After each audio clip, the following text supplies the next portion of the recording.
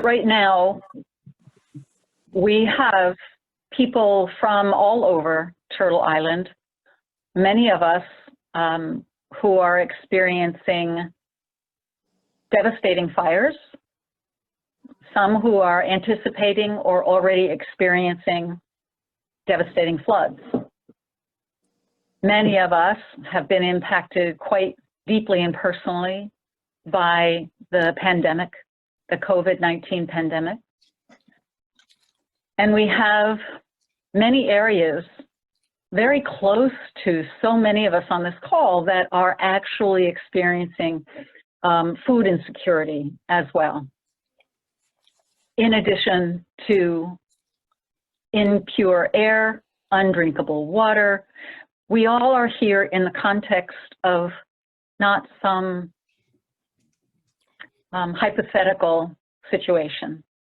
We're here because we all care about this planet Earth and our fellow human beings, and we are in distress.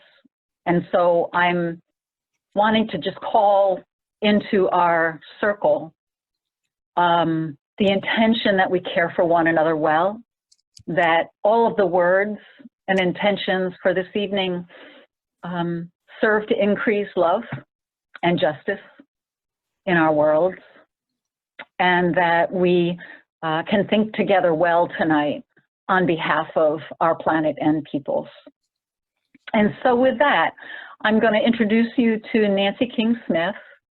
And Nancy, I'm asking to do a basic introduction of who the board is and what the board has been doing. And so, Elizabeth, if you wouldn't take me off, that's it. You're on it. Thanks so much. All right. Well, thank you, Karen, and thank you, everybody, for coming on to this call. This has been a moment we've been looking forward to for quite a while. The Green Sanctuary Advisory Board started about 5 years ago when Karen said it would really help if I had a group of people who were both advocating for and responding to and thinking about the Green Sanctuary Program, which had in the last several years before that been turned over from UU Ministry for Earth to the UUA for its administration. And Karen came in as its second program manager, really looking at how the program could continue to help congregations all over really understand the work that needs to be done in terms of climate, environmental justice, spiritual understanding and resilience. And so the Green Sanctuary Advisory Board formed with people from all over, had a little bit of turnover, but about 3 years ago, we met together and said, you know, the Green Sanctuary Program is worthwhile for congregations, but what we really need is to build a UU movement around environmental and climate justice. And so we talked about ways of doing that and realized eventually that a redo of the Green Sanctuary Program would be helpful in trying to bring climate urgency and justice to the Green Sanctuary Program, and that it wasn't just a simple revision, it was really rethinking how we do it. So I want to thank all of the members of the board who have put so much time and energy into parsing this and working it through and agreeing and disagreeing. And that includes Michael Hughes, who I know is on the call. I haven't seen all of the faces, so some raise your hand if you're here, but we also have Susie Novak and Doris Marlin, Jean Burr, Jan Dash, who have really been putting in the time to bring this to you tonight, along with Karen, who has done an incredible job with lots happening in her life and with just limited hours to put toward this. So thank you for joining us. And we know this is really a work in progress, though we feel good about where it is and look forward to Karen rolling it out for you tonight. Thanks, folks. Thank you, Nancy. Thank you, board. Man, what an honor to work with these fine volunteers. I know collectively among us all, it's been thousands of hours to do this work. So we're so excited to bring it to you. What I'd like to do is to start by saying that this program is called Green Sanctuary 2020. And the reason its subtitle is that it's a faithful response to climate crisis or climate urgency, excuse me, is because its goal includes a focus on our love of this planet and our value of human communities other than our own, and commitment to work on climate change as community rather than solely as individuals. And this will transform us all if we do the work in this way. And we promise through this work as an intention not to intensify racism and classism as we do the work of climate. Even if we call it unintentional, our desire is to do the work in such an intentional way in collaboration. We understand that the root of racial and class and environmental oppression are the same. We understand the root of racial, class, and environmental oppression to come from a willingness to use extreme measures to extract life and resources, human and natural, for the benefit of a small segment of the population at great cost to most humans, creatures, and the earth. Now, the most challenging part of the Green Sanctuary program, even before this 2020 edition, and it's a powerful opportunity for congregational and personal transformation, derives from climate work done in collaboration with historically oppressed people. It's collaboration, it's solidarity. Very different from charity or guidance that we might provide to or for unfortunate people. Learning from and working with leadership that, because of the truth of our different life experiences, will change all of us and prepare all of us to be better together as our world changes with climate crisis. And so that's why we call it faithful response to the climate urgency. So together, the board and I have built something for our faith community that we hope will be a tool in all of our lives to transform who we want to be who we want to be. And at the same time, we transform our reliance on fossil fuel and severe social inequity. I'm so grateful you've come today to think together, learn what this is, and consider whether and how this program might be helpful to your congregation as you consider how to get to carbon zero by 2050, because that is what is before us. How are you, how are each of our congregations, how are all of us together going to get to zero carbon emissions by 2050? How do we do that? We do it together. And so we're hoping that this is a beautiful and exciting path, as beautiful and exciting as it is overwhelming. And so I'm going to show a PowerPoint that I put together that's quite brief to assist in seeing the primary points that we would like to share with you, and to remind you all that there is a great deal of information that you'll be able to find on the UUA website as of tomorrow. So you'll be able to click on UUA, the website, find Green Sanctuary, and you will find this information with a lot of attached documents. So here I go with the PowerPoint, sharing my screen, and I'm so excited to do this with you. So switching into a slideshow. Green Sanctuary Program 2020. A good way to thumbnail it is just Green Sanctuary 2020 or GS 2020. It's a faithful response. And what we want to move towards is understanding how the program now is different from what congregations have been doing. This is the 7th iteration, so up to about a year ago, people have been working with the Green Sanctuary Program in its different iterations.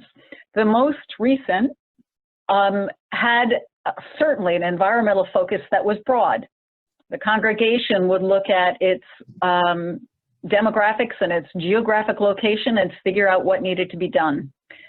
It would decide on an entire application that would have 12 projects across the different aspects of congregational life and very specific numbers of projects within each section of congregational life, like 3 in worship and celebration, 4 in sustainable living, etc. And then one of those projects would need to be an intersectional project. It has changed now so that it's exclusively climate focused. That climate focus includes climate mitigation, climate adaptation and resilience, justice. And those that are, each congregation is invited into figuring out how you want to design a campaign, we're calling it, for mitigation, a campaign for adaptation and resilience, a campaign for justice.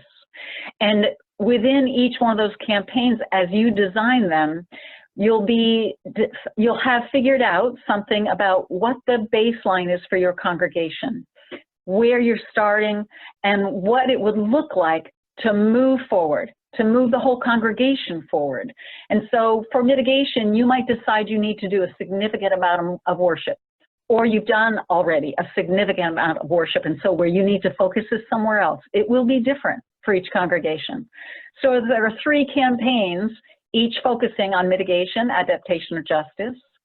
And the desire of the program is that the intersectional work, the collaborative work that each congregation is asked to do will be integrated within one of those campaigns or all 3 of them, depending on what the reality is in your life of the congregation or the region where you're located.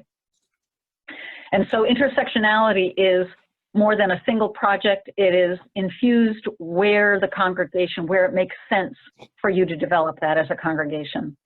The movement building isn't terribly different from the last iteration, except that we're making it more of a priority, and we're asking congregations to articulate it more clearly so that we can help congregations find each other, especially on createclimatejustice.net.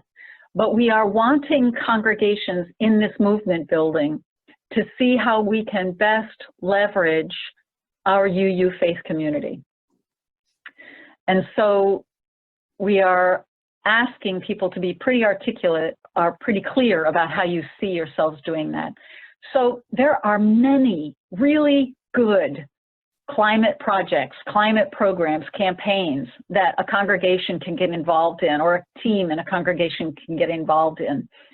Climate Action Network, Citizens Climate Lobby, supporting local climate commitments, strengthening local climate commitments, et cetera. There are many really excellent climate projects and campaigns you can participate in. Use Green Sanctuary 2020 specifically if you would like that work to engage congregational transformation, anti-racist, climate activism, and mobilization. And I'll explain each a little bit more.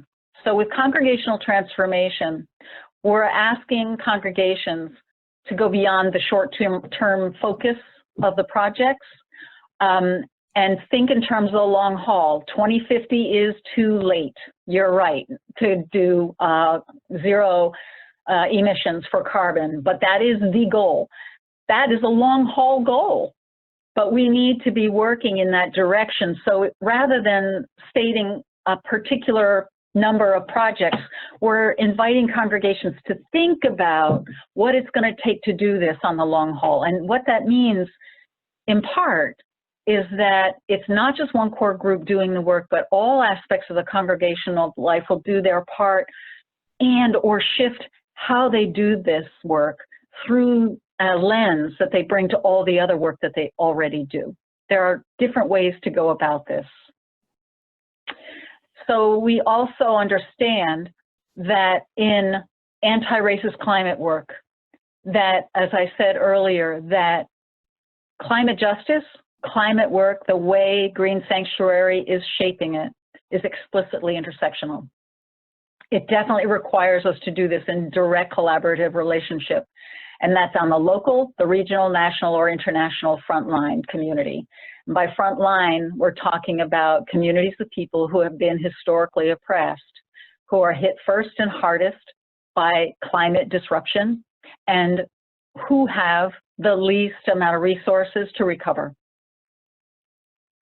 So we are in direct collaboration with communities as it makes sense in your particular area. And with mobilization, many congregations are already doing this, as I said before, but we want to really bring it together, in particular using the createclimatejustice.net, but also we're creating a support process where you'll be able to give information about your congregation situation when you enter your congregational profile, and we will match you up in other groups of congregations or with a group of congregations with whom you share some particular interests or activism. And so we're hoping to really bring you together to really increase our impact and our significant, I would say very substantial environmental and justice passions. So as was true with the last iteration of the program, Green Sanctuary has 5 stages: the team building and congregational education, the opportunity assessment, which is where your congregation will be asked to assess a bunch of different areas of the life of your congregation. We give you guidelines, but not requirements for how to do that, although we are asking each congregation to take a look at your own congregational footprint, knowing that that's interpreted in a lot of different ways, but there's more guidance for that. And by the way, before I keep going, that team building and congregational education TART, you will have already submitted a congregational profile so that we will be sending your congregational team current information, connections with other congregations, and hooking you up so that as you have questions, you can be really secure that you'll be in conversation and can get them answered. So then after the opportunity assessment comes your action plan, where you design how you want to address those 3 campaigns of climate. And you will submit that action plan to a volunteer review team, and I work with that team as well, to basically give feedback about whether that action plan feels like it has continuity with your opportunity assessment, if it's going to give you a chance to really know what the impacts are and to measure your impacts in some way. You get feedback about that action plan, and then you do your work.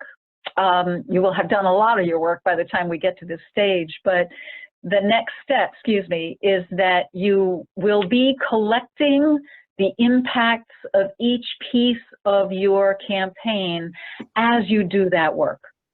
So as you collect the results and the impacts of each of those campaigns, you put them into a report, send that in, the review team takes a look at it, and as soon as it is accepted, it becomes a public document which other congregations can access in order to learn from your congregation and be in touch with you if you would like that to happen. So the accreditation or reaccreditation happens with that final report and with a response from the review team and the publication, essentially, of your material. we can go over this stuff if you have questions after this. And this is my last slide, which is next steps. Essentially, everyone who is registered for this webinar will get the central documents that you can also find on uua.org and which will be on the createclimatejustice.net tomorrow.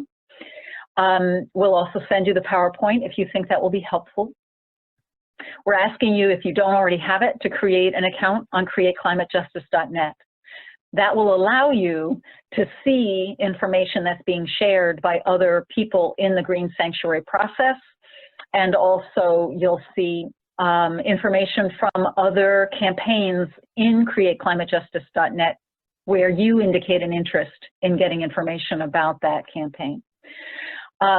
We'll have you set up a congregational account, and there's lots of help to do that. I'm happy to help myself, but we also have, excuse me, through Ministry for Earth, a very regular tour of that website so that we can get as many congregations using it as easily as possible so that we put you in direct contact with each other.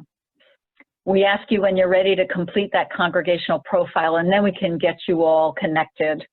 And there are monthly gatherings, which I have been hosting and which may continue to be hosted by me only, or we may begin as the numbers increase to find other ways to bring together subgroups.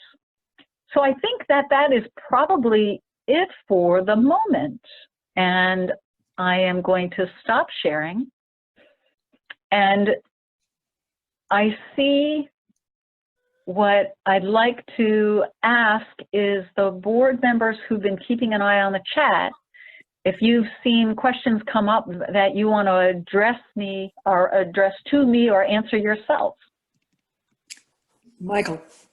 Hi, Karen. There have been questions about where the 2050 date comes from and why carbon neutral by 2050, that is insufficient, that it's a death sentence. I had put in the chat that I had explained that we were using the IPCC guidelines. That Would you say what that is, Michael? Not everybody knows what IPCC is. Intergovernmental Panel on Climate Change. As someone points out, it is a conservative viewpoint. In the chat, I put in that congregations are definitely invited and encouraged to go beyond the IPCC targets. That these are our base target. Not congregations can go beyond. Thank you, Michael. Nancy, have you seen other questions that have come up that you would like me to address or you'd like to address? There are questions around whether people who are already working on Green Sanctuary need to start over. And so through the chat, we have assured them that no, if you're already in the pipeline, you can go through the process as it has been. If you're in the beginning stages, you can choose, but if you're starting new, you'll start with the Green Sanctuary 2020. And people are also asking about documents and when they'll be available. I'll answer the document question very briefly. Can you hear me? Thumbs up, Elizabeth? Thank you. Right now, the documents are waiting to go live tomorrow on uua.org. And all you need to do in the internal search for the UUI website is to type in Green Sanctuary and you'll come up with that. Those of you who, and the documents you'll see the documents linked within the content of that website.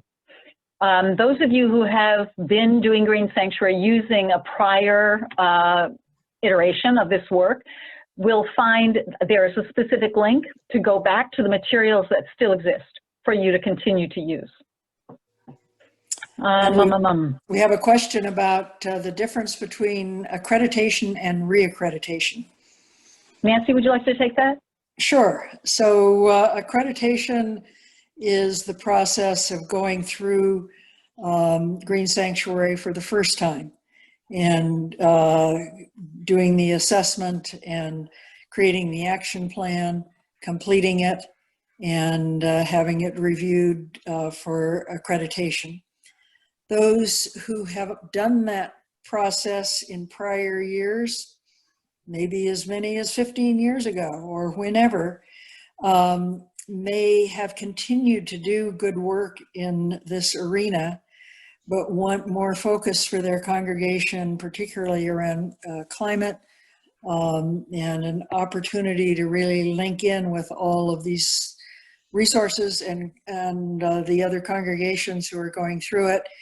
And so basing off of what they have done since accreditation, they do again, a opportunity assessment, but choose a more narrowly focused program of meeting the climate urgency goals of mitigation, adaptation and resilience and justice, and become reaccredited. So it's, in a sense, it's a deeper dive, but not as comprehensive or quite as complex as perhaps the first time around. Thank you, Nancy. I see there are other questions. A quick one. Hi, Nadine. Is there a suggested time frame for this process? It really will change depending. I've seen congregations get this done in a year, and I've seen congregations take more like 4 years to do this. And it really has to do with how much traumatic experience your congregation has been through, or what has happened in the climate team or the Green Sanctuary team in the last year or two. It may be that there are other issues that the congregation has had to focus on midstream, so it can take longer. It also takes longer if the congregation doesn't have the experience yet of developing a partnership locally. As you can imagine, developing a local partnership requires development of trust, and that does take longer. Question, let me read out a question for you. Sure, please. How does the Green Sanctuary team integrate with the already long existing social justice team and the brand new transformation team? Our 1-year-old green team is just one of many teams at our congregation with pieces of the pie, but no overall coordination. Beautiful.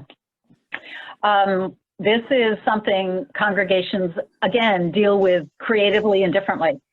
It depends on the internal policy process of your congregation. You may have by bylaw specific ways that committees need to function. We have seen a number of congregations get pretty excited about bringing together heads of each of the committees to talk about how they'd like to intersect and support each other's work, so that it doesn't necessarily become one big committee, but that there's a regular communication between the committees to figure out where is their intersection. There have been congregations, though, who have decided that their understanding of climate crisis and climate justice allows them to bring the work of all the committees together into one. And so the climate mitigation becomes something that the justice team can look at, the grounds can look at, ministry can look at, and also the adaptation and resilience is something that the justice team can look at. One thing that's valuable to say right now is that with adaptation and resilience, we understand that each congregation and each portion of a community will have as much resilience to deal with climate changes as they're able to attain before they get the intensities of climate change really pile up. And so the shorter way of saying this, or more clear way of saying that, is that your partner in community may be Black Lives Matter, and what they've decided as a priority in their lives is that they must stop police violence. And when you think about it, if a Black community is surviving with with police violence, that when the climate crises begin to intensify, there will be greater reason for policing to intensify, to keep resources separated in community, but also because the people who don't have the right resources are going to need to be pushing harder.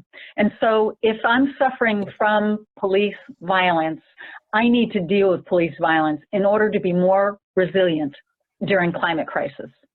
So depending on how your committees see their work and how your congregation sees its ministry as a whole, your different committees can work in different ways together. And I saw in the chat just briefly, someone offered, and this is Janine Laprade in Ann Arbor, currently experimenting with weaving these issues together in the faith community. And so I would say, go look, see what other congregations are doing. And I know there are members of congregations here on this call who are also experimenting with changing the shape of how their committees do their work based on what's happening in the larger community and how they understand they can do better. Oh boy, I'm going to wait to hear other questions from the board, but I'm seeing more questions pop up. Go ahead, Michael. Karen, there are two questions popped out. One is, what is the definition of mitigation? And one, how does COVID-19 affect this process? How about if you take mitigation and I'll take COVID? Are you prepared to do that, Michael? Is that all right? I've got it up on. Cool. Go ahead, Nancy. So Sorry to put you on the I'm spot, just Michael. going to, in one of the documents that you will receive, which is the overview, which kind of gives the overview of how the program works. Mitigation is action to reduce the causes of global warming. Mitigation is essential for climate justice and a livable future with fewer disastrous climate impacts. Mitigation to accomplish a livable and just world needs to reduce global net carbon emissions by 45% by 2030 and to near zero by mid-century. And as some have pointed out, that's probably not fast enough. Robust mitigation will reduce the risks of severe climate impacts and make possible a transition to a sustainable future for all. We go into a little more detail about what the congregation needs to do, but that's sort of the overview definition. Thank you, Nancy. How has COVID impacted this work? Massive question. We've talked about it a couple of times on Wednesday night. Once a month, the first Wednesday, I host a conversation among congregations who are doing this work through Green Sanctuary. And we've had a number of conversations about how the work is evolving or can evolve in the COVID crisis. And much of that has to do with how facile your congregation is with using Zoom. And there are many functions within mitigation, adaptation, and justice that we can move forward on in distant places, socially distant. Some of the activism is being done. You'll see, I know you've seen examples of, you know, people putting signs in one place. And so there's a way to show numbers of people caring for something without having numbers of people show up personally. There are just lots of ways to, on Zoom, participate in assessments of your households, for instance, or of the congregation. If you're assessing for your carbon footprint, all of that can be done basically online. It doesn't have to be done in person, or the committee doesn't have to be sitting around a circle.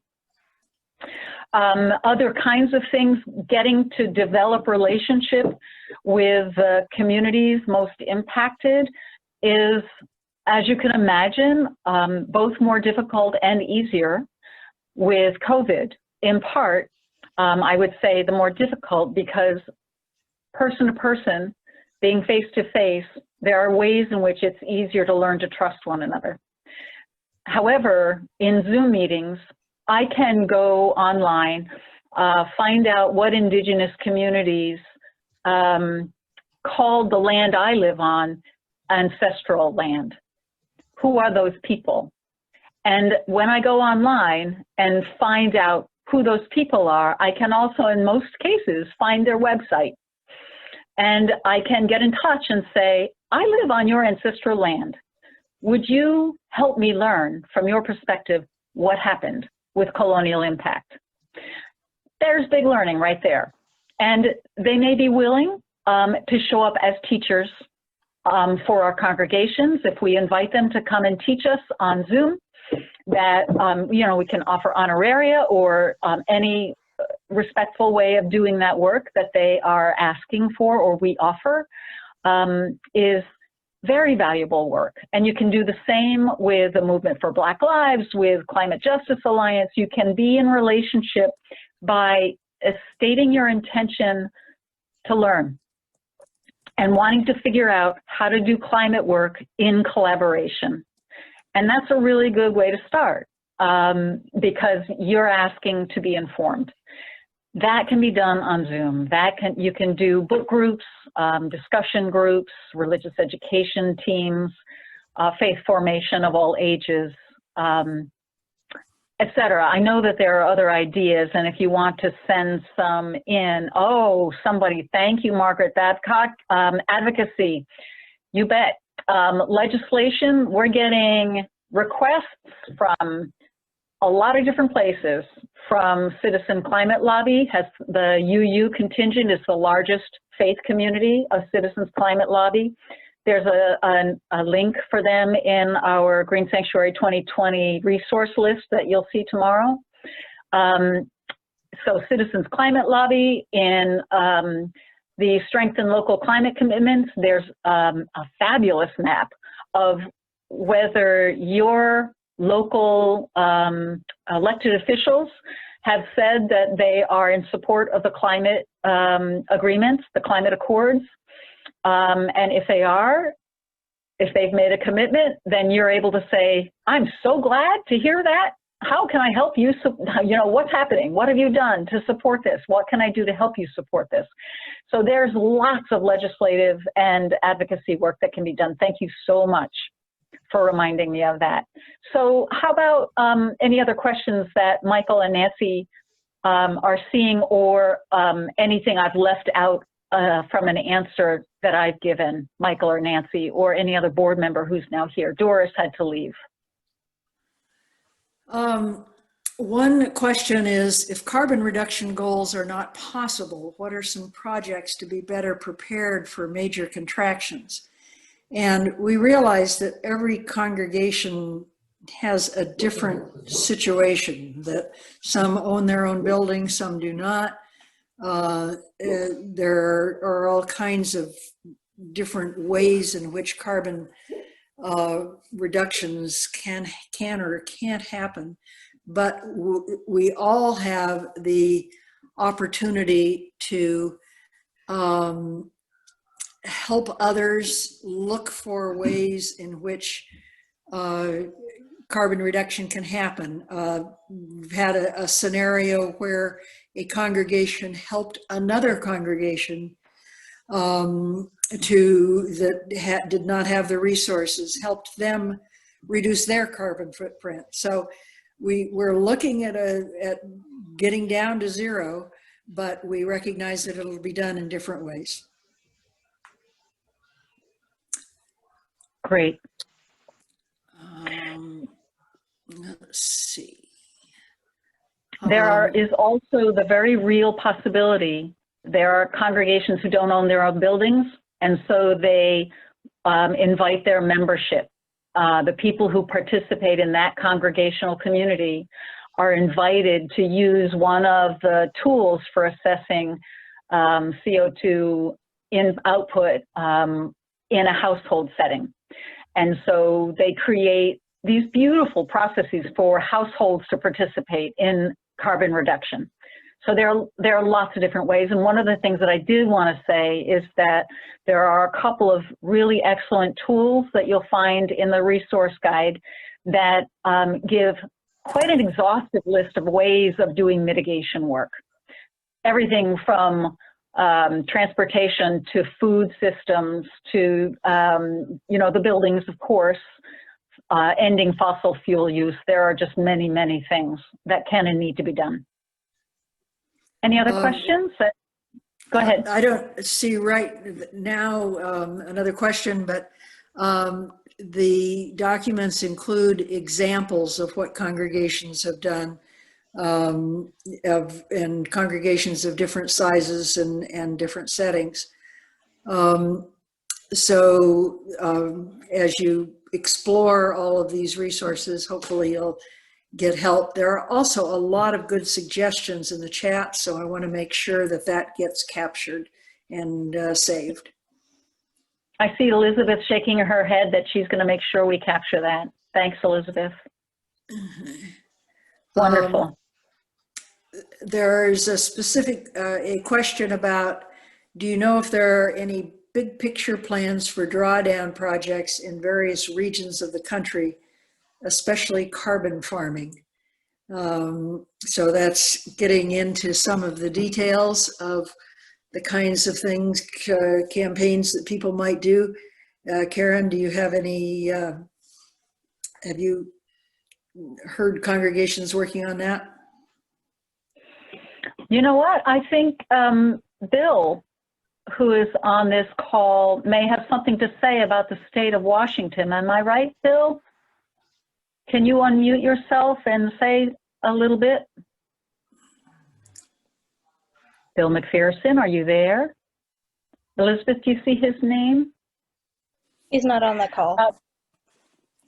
He was on and had to leave. I think he had to leave, yeah. Yep, sorry.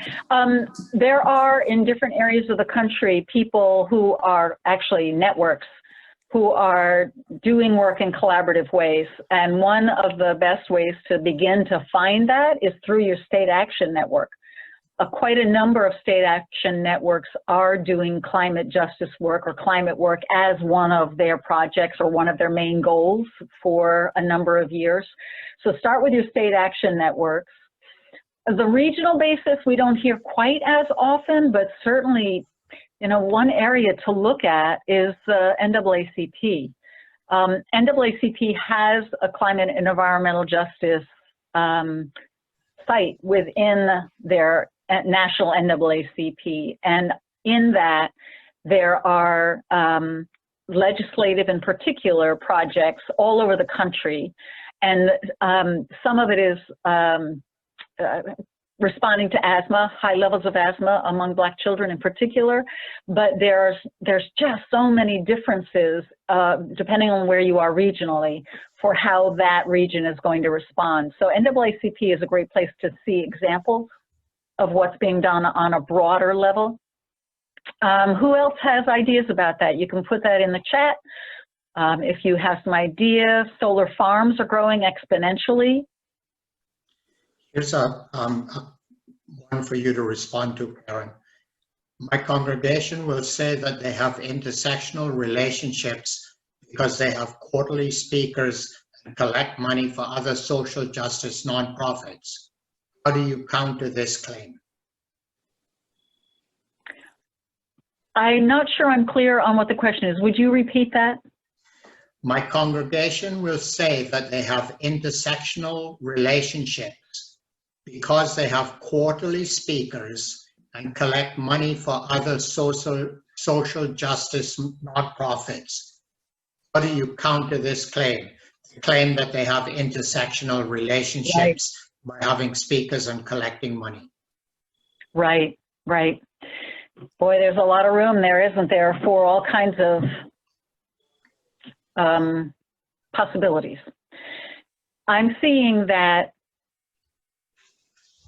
congregations who are not accustomed to doing their justice work in a way other than philanthropy in primarily, that they're not accustomed to doing work that's based on relationship, haven't experienced the hard work, but also the joy of what it means to be in a relationship and to learn from communities of people who are very unlike, quote unquote, their own. And I don't mean to say that there are no people of color in our congregations. It's absolutely untrue.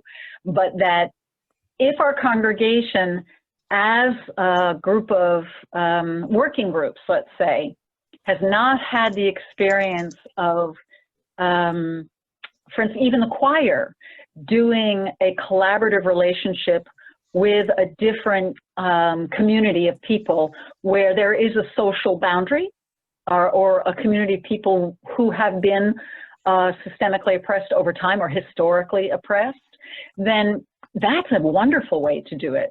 A choir can do this. Youth often are the place where this happens most easily and in an exciting way. It's also true that this can happen with art exchange. So I would say that if there's a way to do this so that the learning is based on cultural truth, you know, people sharing the truth of their experience from their own experience, that's the place to begin. And so I wouldn't start with criticism as much as I would say, what you're doing is good, will always be necessary. We've got to share our resources. And we are able to transform ourselves into being in really good working relationship, or a working relationship with people we're not necessarily accustomed to working with, who our society deliberately separates us, quote, us from. That if we bridge that boundary, if we reach out and make ourselves vulnerable, then we have the opportunity to really build something beautiful and difficult, no doubt about it. One other way I would say is really important for you to be in touch with is that the UU Service Committee and the College of Social Justice have experiential opportunities for congregations to send groups to learn on the ground in an experience that will change everybody's lives. So there are a lot more ways that we can talk about this, and maybe that it will be another conversation, I'm sure, in a first Wednesday night conversation. So don't hesitate to send me an email. It's at kbrammer@uua.org. And I can invite you into those conversations, or you and I can be in conversation. What else?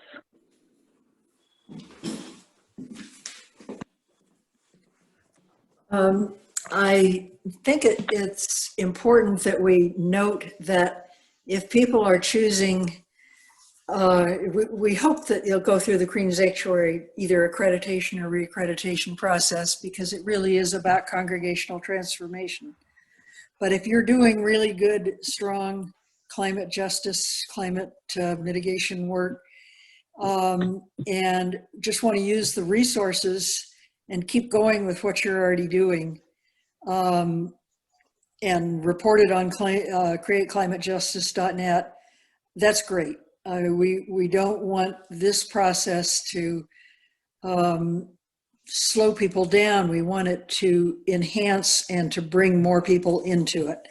And so use the resources whether or not you're going through Green Sanctuary. Do you know what dawns on me? One of the other things that I'd like to invite you to consider is the way this program asks us all to think more broadly about our climate capacities. That if you look at the opportunity assessment itself and get a sense that there may be an opportunity there, something that you would like to use, you are welcome to use this program, whether or not you're interested in getting accreditation or reaccreditation. You are welcome to use this, the tools in this, whether or not you hope to be following through with the whole program. But the design is really so that it helps us think more deeply and broadly at the same time about the way things are going to need to change in order for us to have a sustainable and just future for all. And I think there are way too many of us that are not thinking about how we ourselves need to change in order to impact climate in a positive way. And so invite people to delve into the program, the assessments, the way of thinking about it, not assuming you have to go through the whole program, but there may be pieces of that program that are important to you.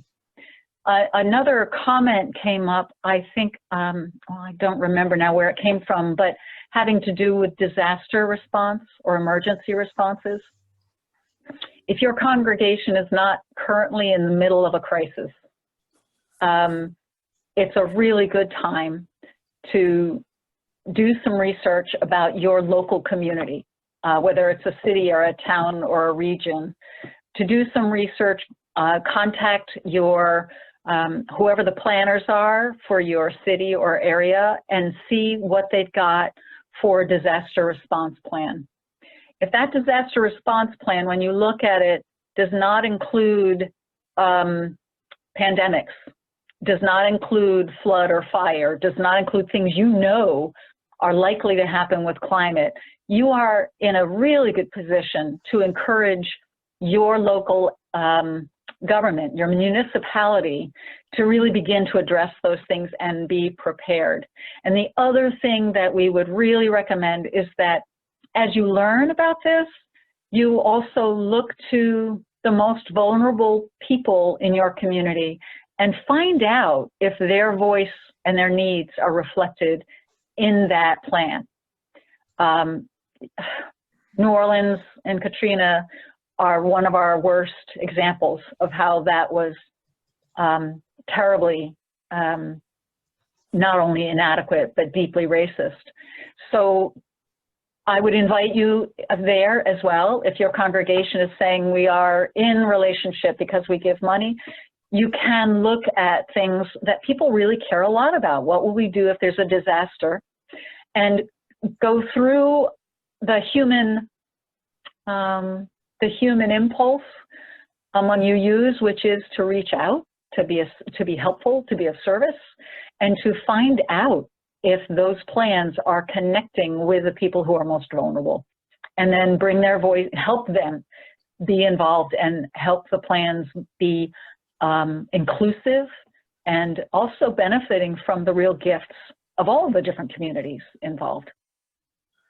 So I'm at risk of going on and on. So are there other questions that people have seen? There's certainly a lot of resources showing up.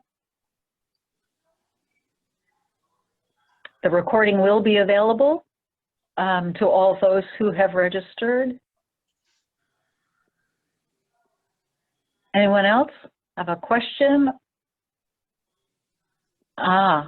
We're seeing a conversation about easy access alerts, the homeless people. All of these are areas where even during the time of COVID, your congregation can be learning in depth about who are your neighbors and how are we preparing to support our neighbors in the ways that we know is likely to be necessary, and are we in connection to them as we prepare. There are a lot of good comments being made about drawdown. There's so much that could be said. I think if you don't know about the drawdown project, I'm not sure we refer to it in our resources, and I think that's something we should go back and look at. We will be sharing this recording and also the chat notes so that you don't feel like you have to go back and capture everything if you have not found it already. It seems to me like we may be getting to a time. I see a hand up with, where did that hand go? Does anyone have a hand up who has not had their question or concern addressed? There are enough people that it would be easy to miss you.